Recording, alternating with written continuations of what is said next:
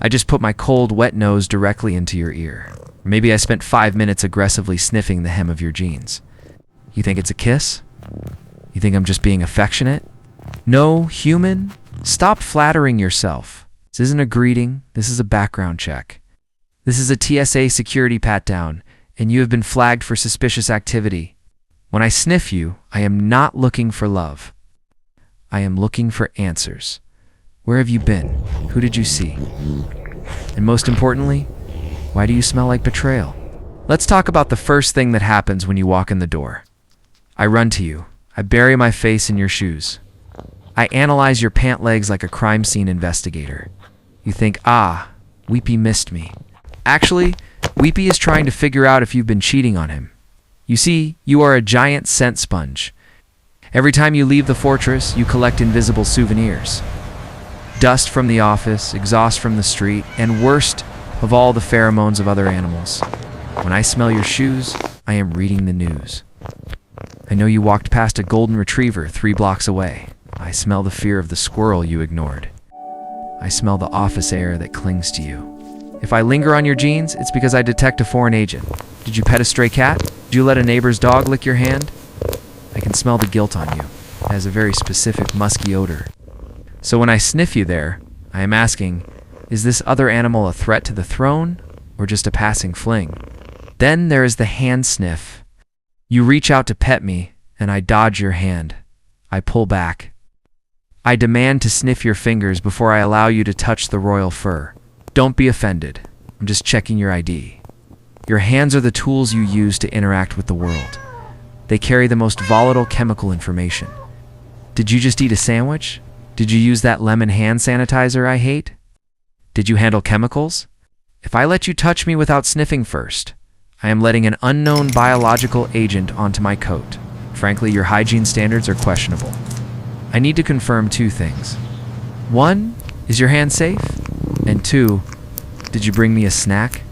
If I sniff your hand and then rub my cheek against it, congratulations. You have passed security clearance. You may now commence the petting. Now, we need to address the moment you laugh at me. Sometimes, I sniff your gym bag, or that spot on the carpet, and I make the face. My mouth hangs open. My eyes glaze over. I look like I've seen a ghost, or like I've smelled something so terrible my brain short-circuited. You humans call it the stink face. You laugh. You take pictures. How rude I am doing serious science here. This is called the Flehmen Response. I have a secret weapon inside the roof of my mouth called the Jacobson's organ. It is a supercomputer for smells.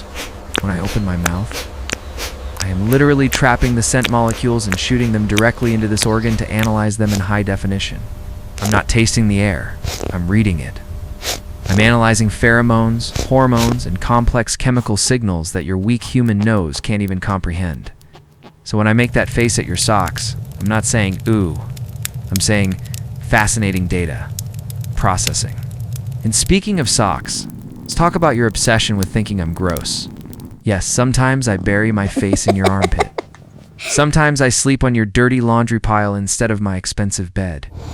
Sometimes I hug your sweaty gym shoes. I know you think it's nasty, but this is actually the highest compliment I can give you. You have these things called apocrine glands.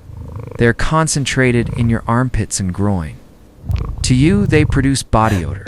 You try to cover it up with deodorant that smells like a pine forest explosion.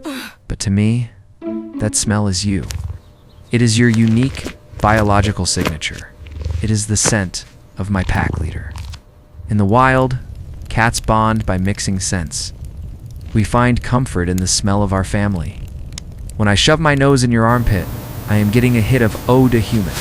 It calms me down. It lowers my blood pressure. I am literally getting high on the smell of your friendship. So stop pushing me away. Let me sniff the sweat. It's love, okay? Gross, sweaty love. Finally, there is the 3 a.m. sniff. You wake up in the middle of the night, and I am standing on your chest, staring into your soul, sniffing your nose and mouth. It's creepy, I admit it. Right. It's very serial killer of me. But I am checking your vitals. I am checking your breath. Your breath tells me what you ate, but it also tells me your health status. In the wild, a sick pack member is a vulnerability. bell changes in your blood sugar. I can smell if you are stressed. I am checking to make sure you are still alive, still breathing, and still capable of opening a can of tuna in the morning.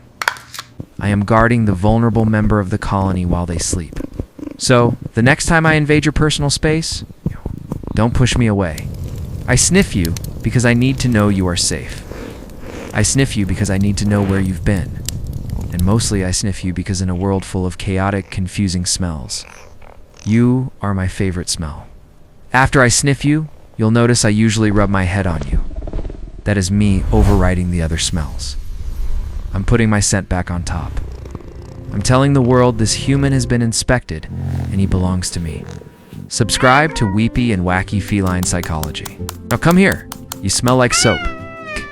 We need to fix that.